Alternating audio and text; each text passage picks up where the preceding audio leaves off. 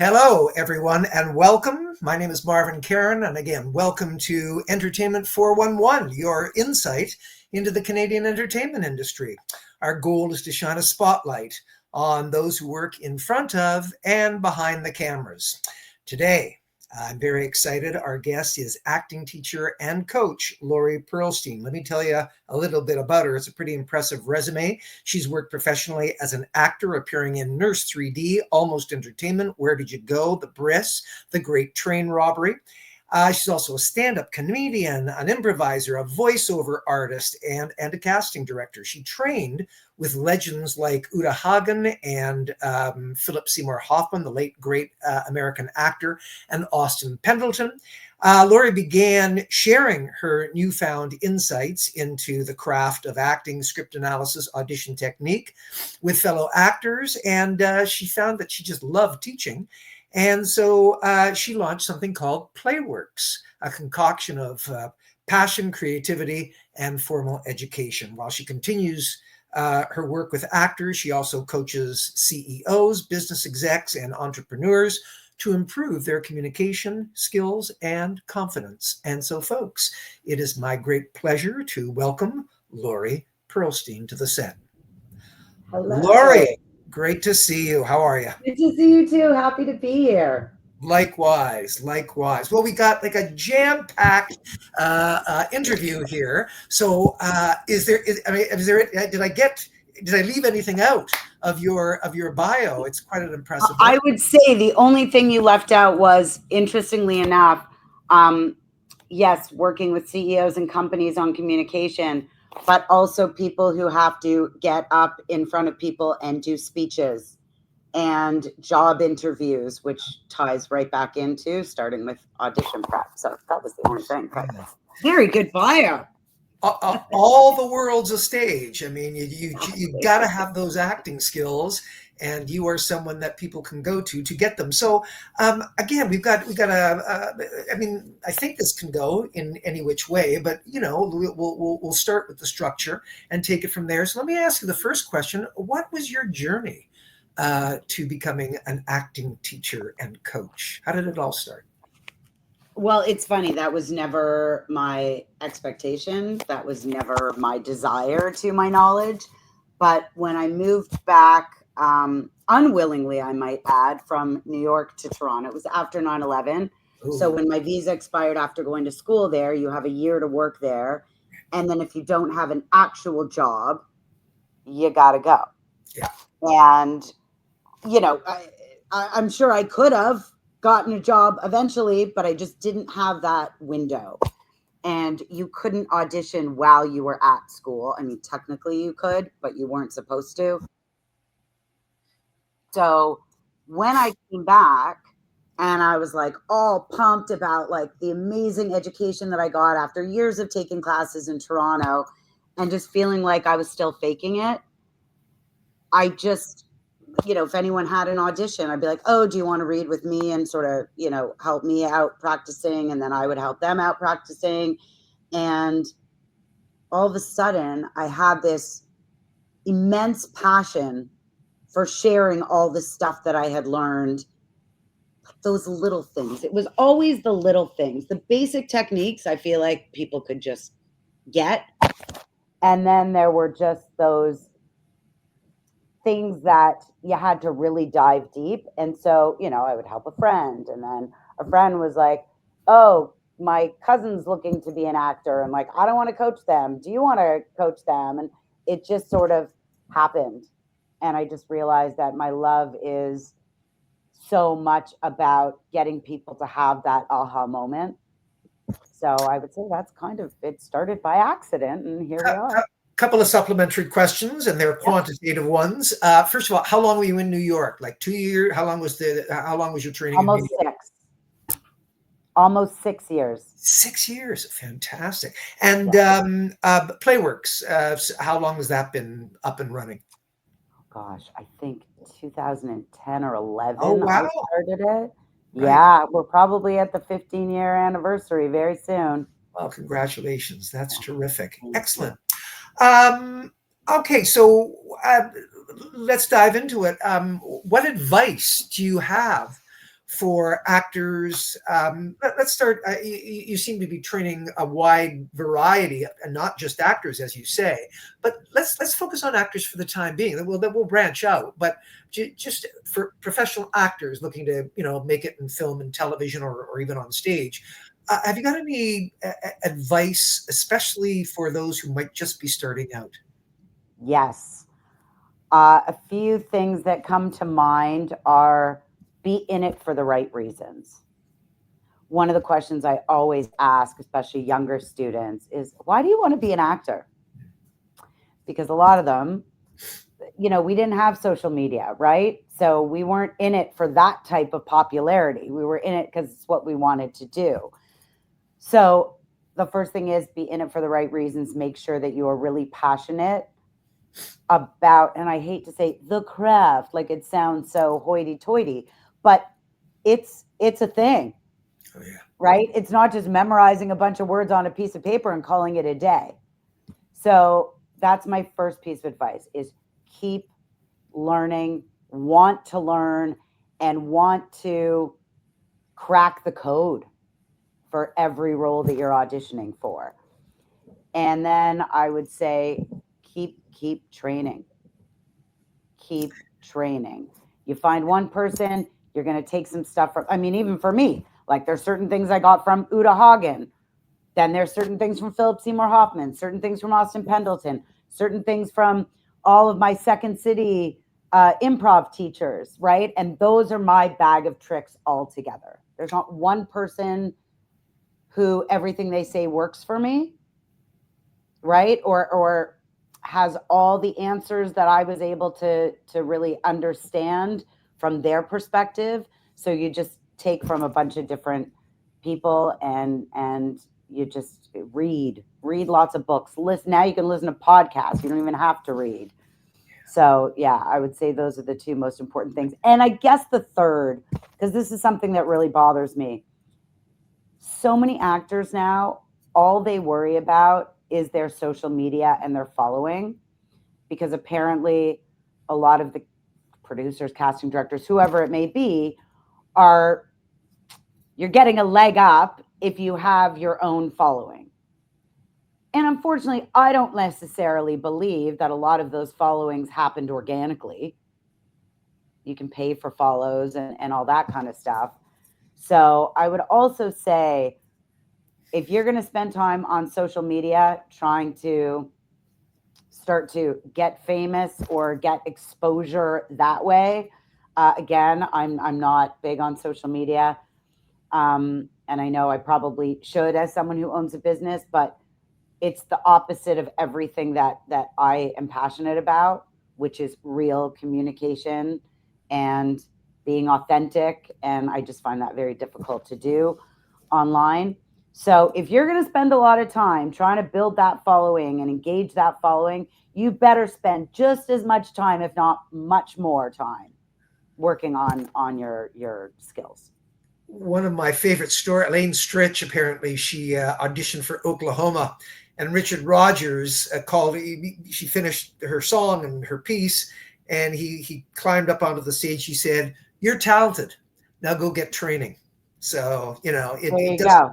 It doesn't matter how much you've got. You especially. I think it used to be just like jobs in the 20th century. You went to school, maybe you went to university, then you did a job for X number of years, and then you retired. And now it's lifelong learning. That just really seems to be the key to success in the 21st 100%. Yeah. And the other thing is, I find that what you will get from certain, like how that I love that most people don't know who Elaine Stritch is, but of course I do. I just want to mention that. Sometimes people will gravitate to the easy teachers, meaning the ones that just kind of just want to make you feel good or feed you the answer. And then there's other people who are like, no, tell me straight, like be brutal. I think it's also important, not only based on their techniques, but their teaching style. I think you should have a range of that, because and I try and find a balance. I can be really brutal with some people and be like, you can do better than that. I'm not even going to give you any feedback. Just do it again. And now think about everything that you've learned. And then there's other people that are just in a particular place where they're extra vulnerable, and I'm not here to break all their dreams, So I might be a little bit softer, but I find that's another thing is people stick to what they're comfortable with, and nothing about this business is comfortable. So get used to it. All right. I just briefly, Entertainment 411 really is a show for the entertainment industry, but do you find there's much of an overlap when you are working with people who you're just trying to develop their communication skills, the CEOs and people who have to, job interview and stuff? Is there a lot of overlap between your teaching for actors and what you have to offer, like what we would call? In certain ways, yes. I worked for a lawyer and for his team because, again, the 20-somethings that are now getting up in front of a judge need that think fast ability and to get out of their head and just be present because they've gone in with one plan. But then if the other side is throwing a wrench in their plan, they just got to be ready to just go for it. I would say when it comes to that, just really listening and being open to go in whatever direction you are being taken in. I think that applies to the audition process, even doing live theater or stand up, any live performance. And also for people who are on stage or in front of the judge, I think it's all the same. And when I say on stage, I mean doing a speech versus a play. So that's one thing that I think has a lot of crossover. I never try and get real people, non-actors, to act. I'm never saying be more like this with their body language. It's more like they're like, I don't know what to do with my hands. I read somewhere that this is what you should do with your hands. I don't buy into that. I don't think nothing I do is a one size fits all approach. But it's about, well, what's making you so worried about what your hands are doing? Yeah. Because in your day-to-day life, like while I'm talking to you, I'm not thinking. I'm a very expressive person, so I'm different than maybe most people. But it's really about just being confident in what you're saying. And then all of a sudden your body's just doing what it's doing, but it's all very natural. And that's always my approach. So I would say that's. Well, let's move on to what you think, maybe, again, going back to actors. What's the biggest mistake that actors make when auditioning or when they're preparing for an audition? Is there one thing that you think sort of maybe is common error that? Yeah. And I think it kind of speaks to what we were just talking about. There's this, I saw it, I experienced it as an actor when I was young and less experienced, the desperation, the like, I need this job. Oh my God, this is a perfect role for me. And I know the person who's playing this person who's already been cast. I just need it. And so they're not going in, and sometimes it's to the director and take too much time telling them how much you love them, as opposed to just make some bold choices. And even if you're not going to get it, make them remember you. So I think the biggest mistake is the cutting corners a lot of the times with the preparation and just letting the nerves take over. In terms of the preparation, I see a lot of people who they have their lines memorized and they don't really do, in my opinion, enough work in addition to that.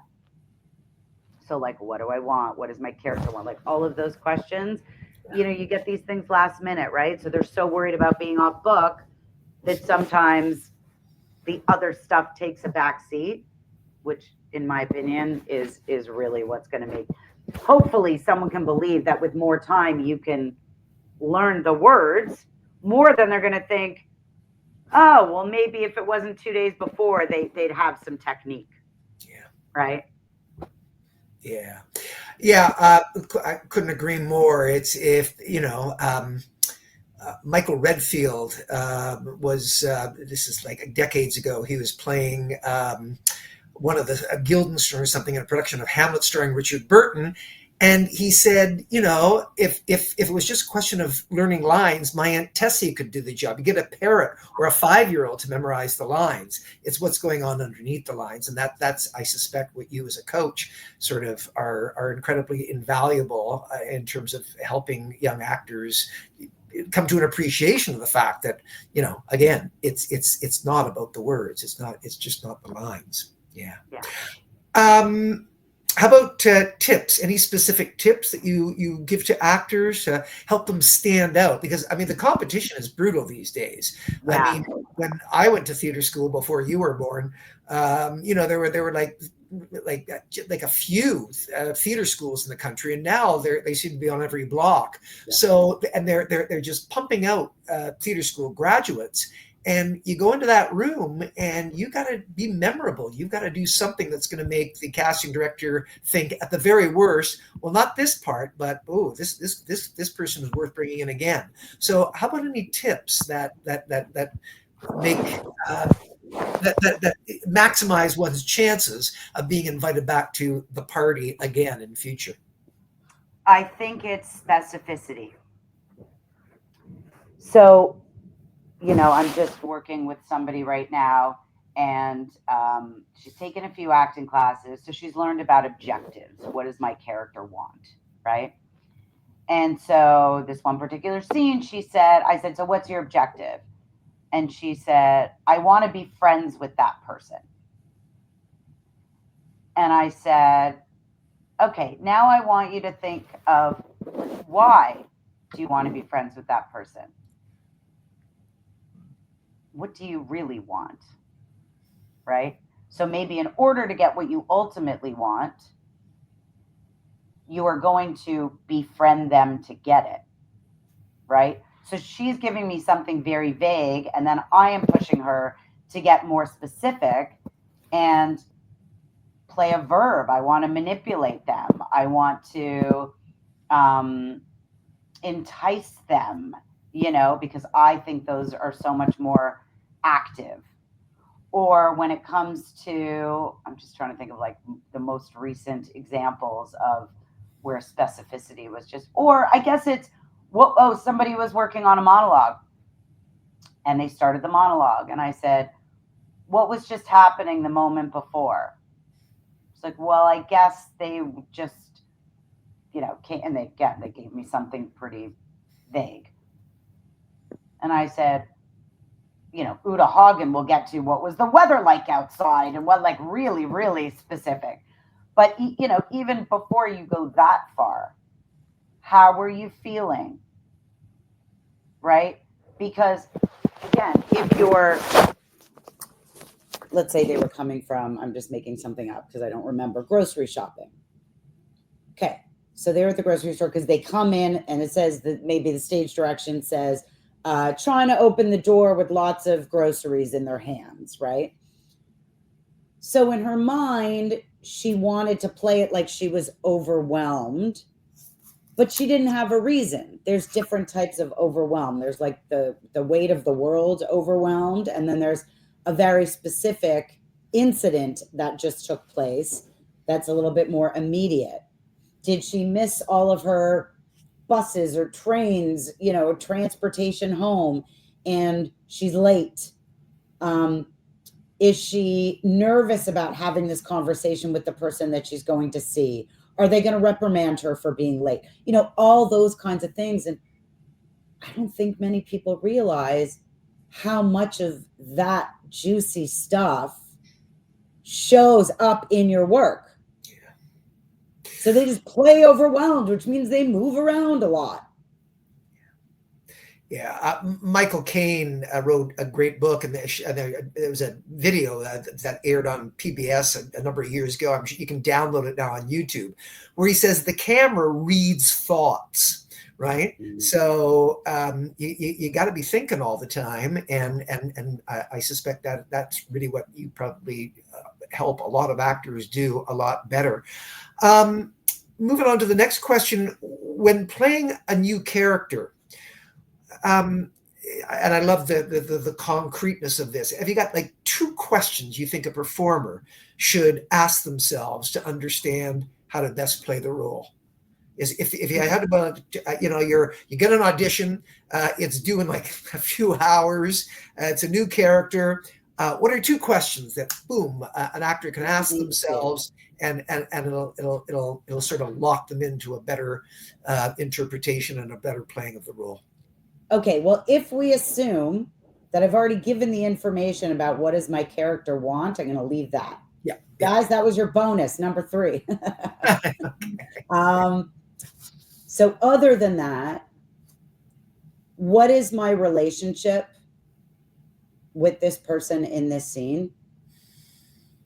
And that's like, who's got the upper hand, status, all of that kind of stuff. But like, how would I, because again, sometimes you read words and they sound aggressive. But if you know that you want something from this very powerful person in this scene, then you can't read it with all the confidence in the world, because we need to see in your body language and in your voice that you're a bit intimidated by them. So I think that's number 1. Right. And what should they ask? Okay, I guess I'll even though, anyway, I'm just going to say it. Sure. Did I read all of the stage directions? Interesting. Because a lot of times there's so many hidden clues that people miss. So they're reading what everyone else is reading, which is the words. And it may say, exterior park. And then it says there's a homeless man sleeping on the bench or whatever. And they think, oh, well, that doesn't apply to me. So I'm going to forget that I even read that. Like it's gone. But if we have any sort of information that there may be something to the way we're going to behave in that moment, based on the fact that, again, I'm not saying I know, I just made up that example, so I don't know what the thing would be in this particular case that I'm making up, but doing your own work, giving yourself more, again, physically, mentally, emotionally to play, go in, do the scene, even if you never talk to that homeless person, but don't forget that they're there. Right? So there's always, and I always find whenever I'm working with somebody new in a class setting, as opposed to when they're coming to me with an audition script, I have a few scripts where there is that thing in the stage direction where I just kind of test them to see if they will. And again, you don't have to verbally acknowledge it. I can just see in your behavior that you've acknowledged that. Mm-hmm. So I would say, yeah. All right. Excellent. So great advice there. Moving on. And this can be broader. We don't have to be talking about the craft, or you can, your choice. But the question is, what skills do you think are the most important for actors to have to maximize their chances for success? And again, it can be craft related or it can be character related. What are your thoughts on that? Number 1, I would say improv training. Oh, wow. Because for so many reasons. So this is my number 1 and probably why I do what I do. So let's talk about, you get the script first. So whether you have an agent, you found the audition online, you get a script. You're going to read it once. You're going to have a preconceived notion of what you think is going on. Hopefully you'll start making your choices and doing all your writing up on the script. Why is she saying this? What's her relationship with that person? How does she feel? What happened the moment before? Because again, sometimes you only get one scene. And the improv mindset is to think outside the box. So 90 something percent, I used to work in casting, really based on my curiosity of what was happening in the room. So I haven't been in a room in a while, but I can tell you that at least 90% did the exact same thing. There's an obvious way to play most scenes. So they played them that way. And the person that can think outside the box, and again, it's a mindset. So it's not like, oh, you should take improv classes so you learn how to play the freeze game. Yeah. It's not about the games that you play or the exercises that you do. It's about seeing it one way and then being able to flip it on its head and see it in a completely new light. And that's when people have the aha moment. Right. I would say the other benefit of improv, in addition to, again, just being able to like see things in a different way, is the being in the moment. You're in the audition room, director says, great, now I'd like you to do it again, and I'm going to give you a piece of information that you don't have in the script. Your character just got a stage 4 cancer diagnosis. Obviously, you're going to play it differently, right? Yeah. You hear the director say, you just got a cancer diagnosis before this scene. And yet, I can't tell you how many people would pretty much do it exactly the same way because they've literally just memorized it. They've memorized the cadence, the tone, what they're doing with their bodies when they pull out the phone, knife, gun, whatever the situation is. And if you're really somebody who just knows how to live in the moment and isn't like, oh no, what should I do differently? Having this whole conversation and just being so in your head. Once you know how to be present, you just have a lot more success at taking that in and really doing it differently. Yeah, I mean, you've just touched on some such incredibly invaluable and basic elements of being present. It's absolutely crucial, and it's a lot of actors just can't find present tense, and I think you're absolutely right. Is there anything else beyond improv that you would suggest? Improv skills, that being present, and one other thing. I would say, okay, in terms of skills that could be helpful, I guess there's so much work with learning how to analyze a script, but I also think observing human behavior, because when it comes to the acting technique, I see so many people, and again, this happens in my real life work with people who have other careers other than actors.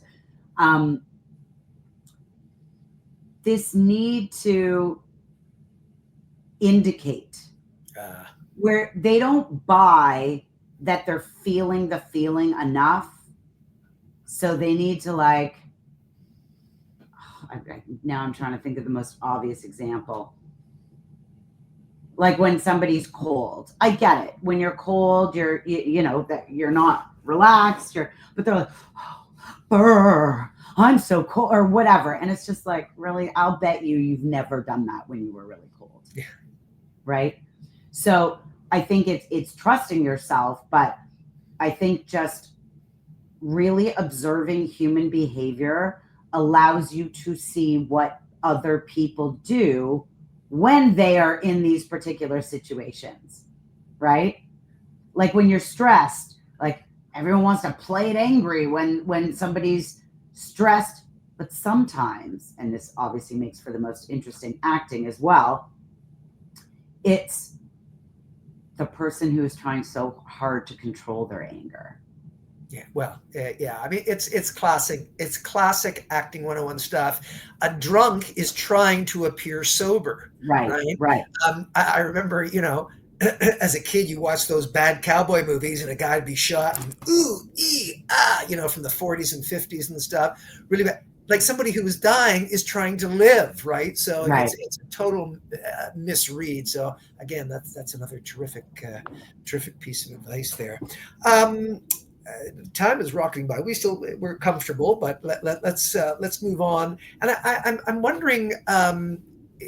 If you're not comfortable with this question, we can move on to the next. But do you have any ideas about what the biggest misconception theater performers might have regarding acting on film, or vice versa? I mean, there's classic stuff, it's smaller on camera. Have you got any thoughts on that? The differences between acting for the camera and acting on stage? Well, obviously, you named the most important one, is that when you've got a house of 800 people that you're performing for, you do have to be bigger. They're like, play it to the back of the house.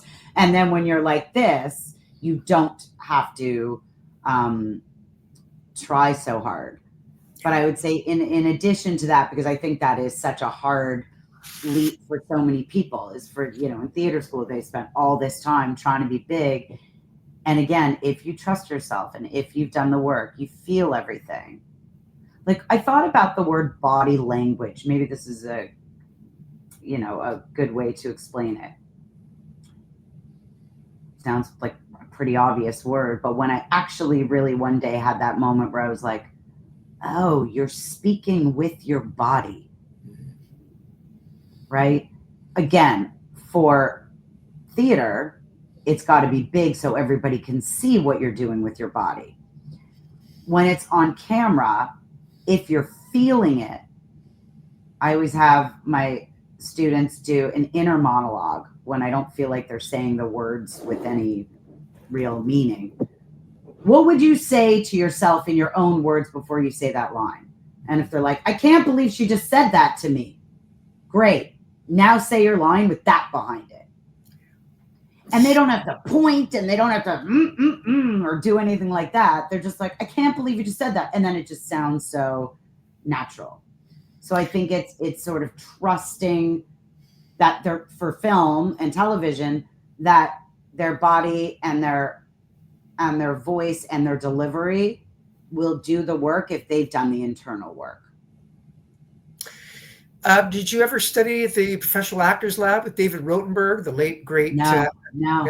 I studied with him for a number of years. He had a great line. He zeroed in on the differences between acting for the camera and acting on stage, and he said it came down to, on stage you physicalize big and think small, whereas in front of the camera you think big and physically small. So I thought that was a terrific bit of acting advice. Yeah, I didn't need his class. I already knew that. Oh, well, there you go. No, I'm saying that because that's how so many actors are. So that goes to my overall, assume you know nothing and keep learning. I feel like that's so hard for people to do when they're starting out. They just want to believe they know everything. And again, you may know a lot. I'm not, putting anyone down for their experience, but being humble and open and really listening and always trying to learn something is makes a real difference. Again, I got my master's degree in education after I got my bachelor's and stuff, and there was a guy, Thomas, I can't remember his first name, but he was a legend there at OISE where I studied.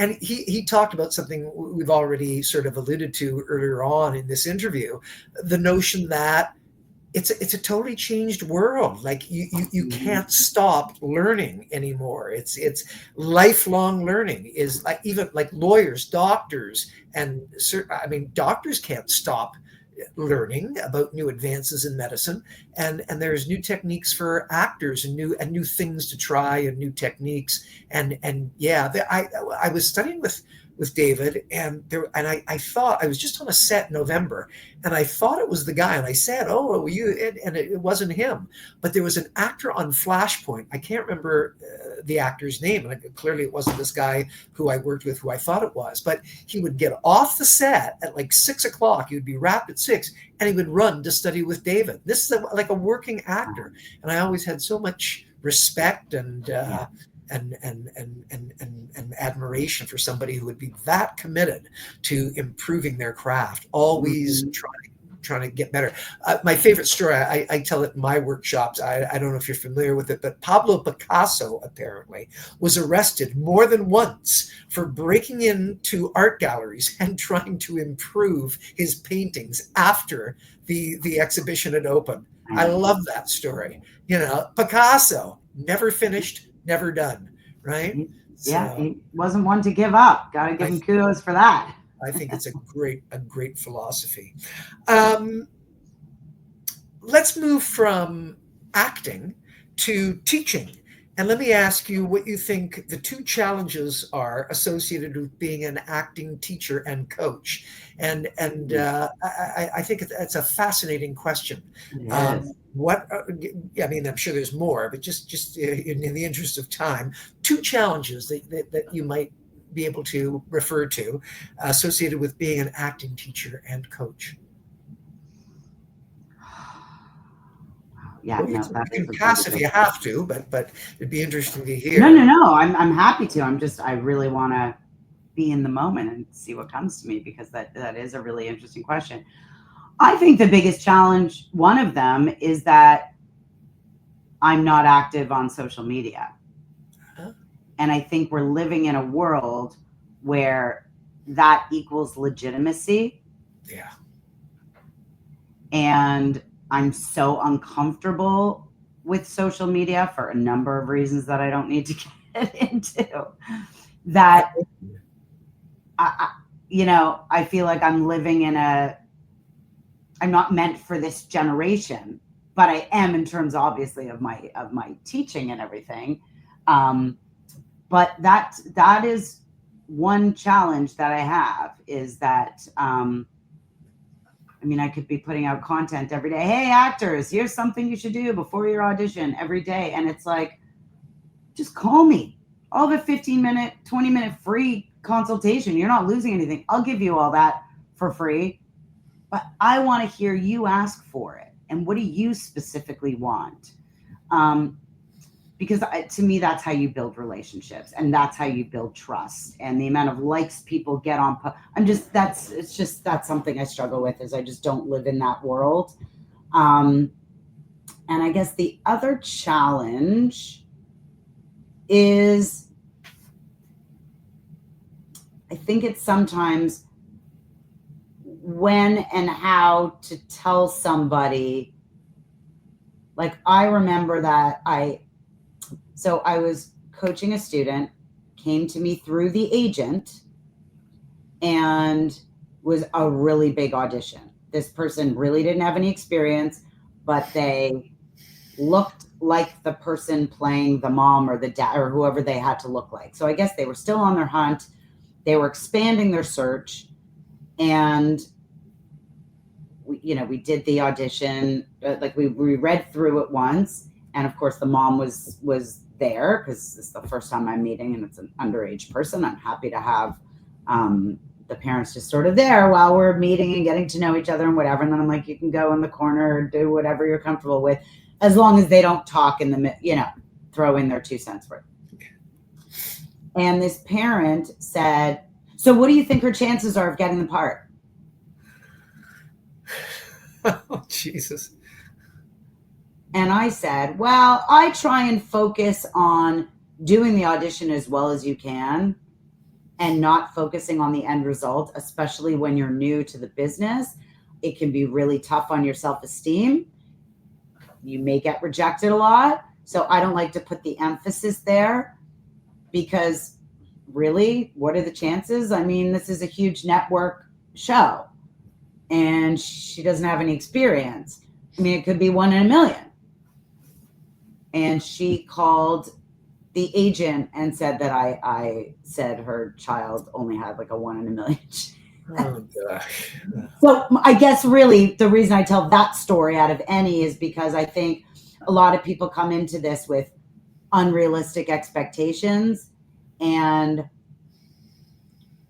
I'm not going to say that people in this business, that nobody has any integrity. But I think I have a certain level of integrity where, like, I will sooner walk away from somebody like that, or someone's like, I've done 3 coaching sessions with you and I haven't gotten the job yet. And I know if they go into the room and take my feedback and put it into action, they will be remembered. But I also don't know what they did in the room. And sometimes what you're doing, and you would know this, you can get somebody around a corner, but if they've got nerves, we don't know what's happening when we get in there. So I think we have a responsibility. And again, integrity for me is everything. I am honest. I will not take someone's money if I don't think this is for them, or if they're in it for the wrong reasons. I will not tell you your child has like a 1 in 5 chance of getting this part just to make you feel good. I will sooner walk away. And again, it's only an issue because I think what I want to do is really educate those people. Yeah. But I won't, because I just, if they're not willing to listen and they just want some like miracle pill to, think that that's all you need, I don't want anything to do with that. So maybe just in my old age, I have less patience. Yeah, I hear you on so many levels, especially the social media. I'm afraid, there's no turning back the tide. There are people making millions and tens of millions of dollars through, their social media profile and presence and stuff. I don't know how it all works. I mean, more and more, the evidence seems to be pointing in the direction of it's doing more damage than help. But it's kind of hard to turn back the tide, I think. Let's pull the telescope back even further, and in terms of the craft, and talk about the macro picture. What do you think Canada's entertainment industry can do differently in order to grow? I mean, again, it'll be really interesting to see our dollars flirting with record lows. I think it's, and when that happens, the Americans tend to come up here, but with free trade, I mean, we're just, things are in such a state of flux. Don't get me started, Marvin. We've got about another 10 or 15 minutes, so just do the abstract version of what you think Canada's industry could be doing in order to grow. Well, I think the most important thing I can offer to that is paying your actors and taking care of your actors here. There's always been this thing of like, when we have to have a certain amount of, if Americans want to shoot something here, then we have to have a certain number of Canadians. But I think that there needs to be more investment in Canadian artists. And how long have we been trying to make an agreement for commercials, for union commercials? I mean, what they spend on catering, and they won't pay the actors, or they have American actors that they'll pay a fortune to come here to shoot it. I think that's it. I think it's such a huge industry. And again, whether it's the on-camera people or the behind-the-scenes people, there are so many talented people in Canada. We all have stories to tell. I was trying to sell a show that was loosely based on my life. And of course, it was a vehicle for me to play the lead. But still to this day, nobody's told this story. And it's a story that millions can identify with. And it was interesting. I would meet with these companies and they're like, oh, yeah, we're only doing vampire shows now. It's a great idea, though, and I had some bigger actors that I could, attach to the project because, I've just done a little bit of everything my whole life, so I really did have and knew that I had to have some names attached to it to get it made. But it was like, and then there's all these I know that there are grants and opportunity. I just think there needs to be more. There needs to be more investment in our industry. So all the people that are working here don't then end up going to the States. And that's what we do. We just kind of like raise them and then let them go to, Although I really to have a real career. That's what I hate. that you can't have that really here. Yeah, I do get the sense that that has changed dramatically with the technology. That, you know, I mean, I was just watching, oh my gosh, I'm having a senior moment. He starred in The Social Network. He's nominated Jesse Eisenberg. Yeah. He lives in Idaho or Indiana or something. Like, he was on CBS Sunday Morning last week. Yeah, I saw and like when I lived in Los Angeles in the 80s, that was it. What you're talking about. I mean, if you wanted to, you know, have a presence in American film and television, if you wanted to do that stuff, you had to be there. You had to be in New York or LA, which is where I lived for 4 years. But I really think that, I mean, you know, with all of the technology, eBoss is a glowing example of what, you know, Charlene has done with the technology to connect people and stuff. I don't think we are as geographically chained to a location as was the case as recently as like 20 or 30 years ago. But I do agree with you that, you know, if we want to get an industry going in this country, we've got to invest in it. But you know, I'm worried, you know, that the tariffs and all that sort of stuff. I mean, the first thing that people sort of cut back on is the art. So and that to me is the biggest problem, is that people look at the arts, even whether it's in schools, you know, or our industry. It's so sad to me, because when the world shuts down because of COVID and everybody's home, when all the news is so terrifying, what do we have? Entertainment. Yeah. Well, that's number one, and again, you know, branching into your non-acting stuff. I mean, you talk about the schools, and I'm in the schools. I run something called Shakespeare's Performing Arts, which goes in demystifying Shakespeare for kids, and you know, we don't sell it as, you know, you got to love Shakespeare because he's a classic. It's more along the lines of, this guy could teach you about communication skills, and communication skills are crucial. And I mean, talking about the 21st century, they're more essential now than they were, again, 20 or 30 years ago. And this is what the arts sort of facilitate and generate and help us do.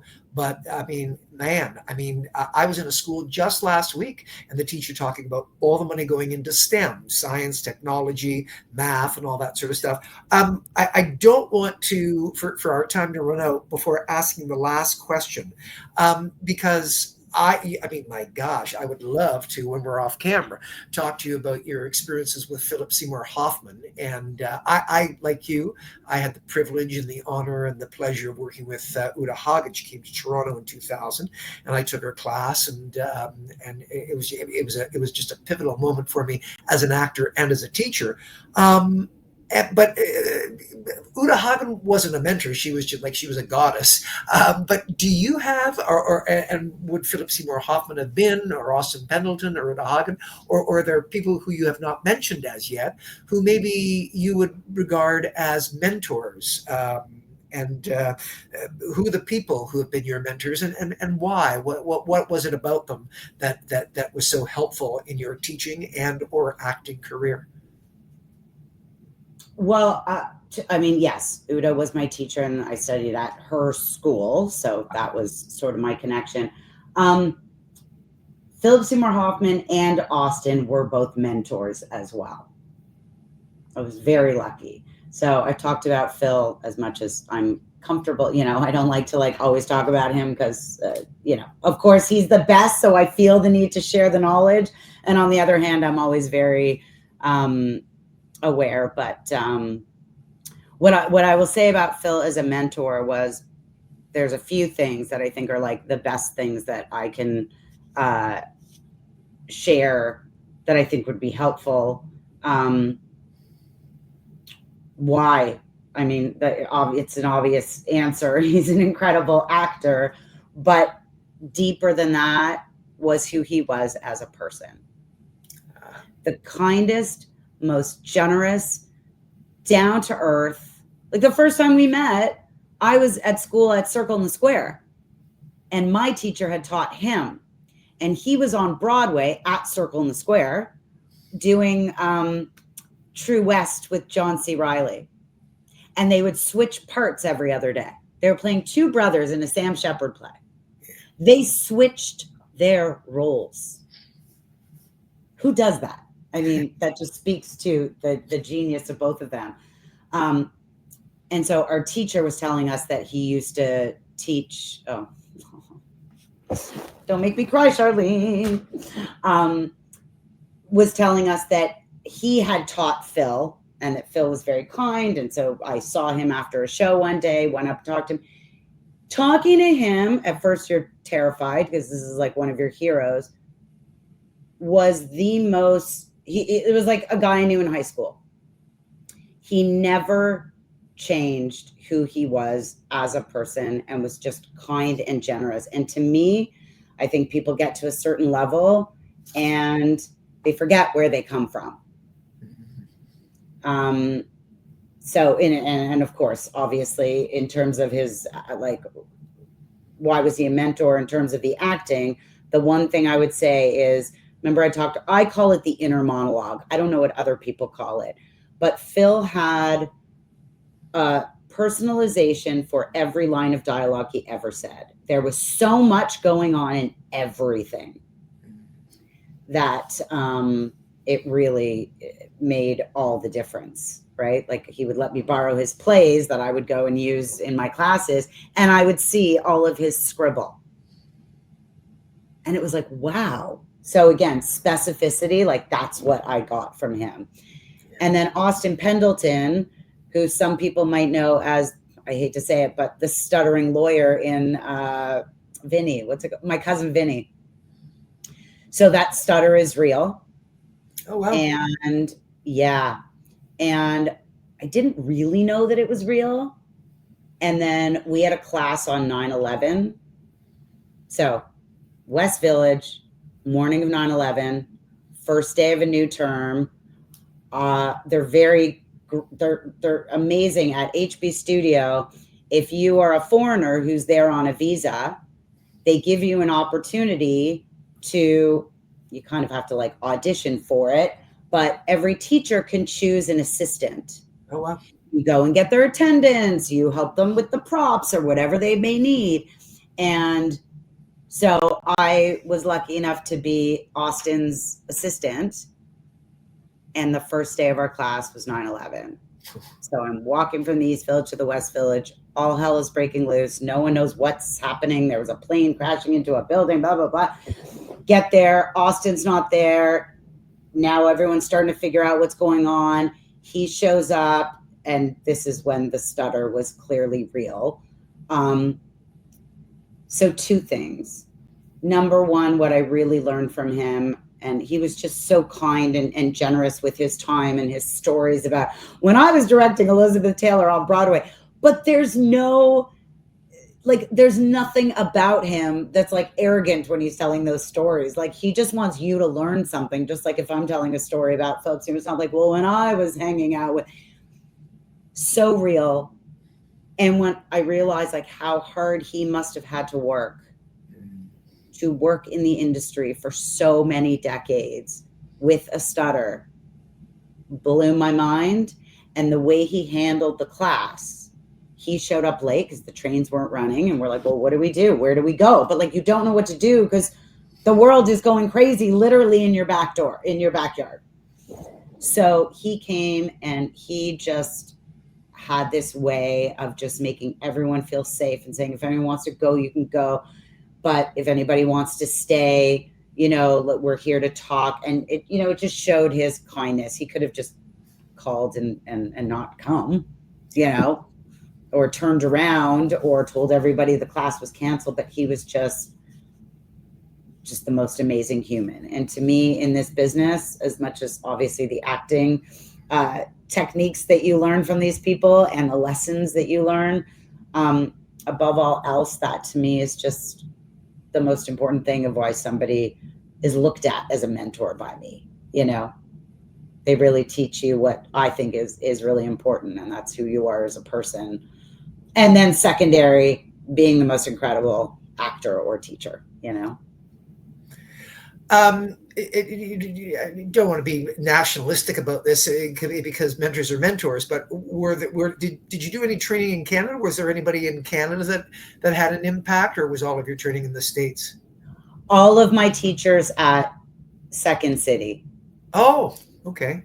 Were but again, it was a different time. It was, I don't know that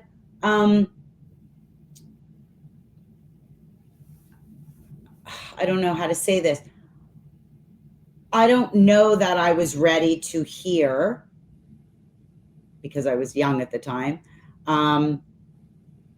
anything other than how to be a great improviser. Okay. But I do. But as far as acting teachers, no. I mean, I went to Camp for the Arts, School for the Arts. I mean, I did like theater when I was a kid here, but there wasn't anything, which I think is why, you know, I also felt the need to sort of bring something here. I just never really found a great mentor teacher here. Yeah. No, there are some great ones out there.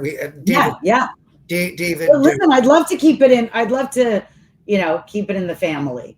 Yeah. But I guess that's kind of why I moved there. And again, since then, I had to stop auditioning. Like, maybe it's been 5 years, because then, you know, I'm so busy teaching. Oh, wow. I'm getting 5 pages of dialogue, and I can't memorize.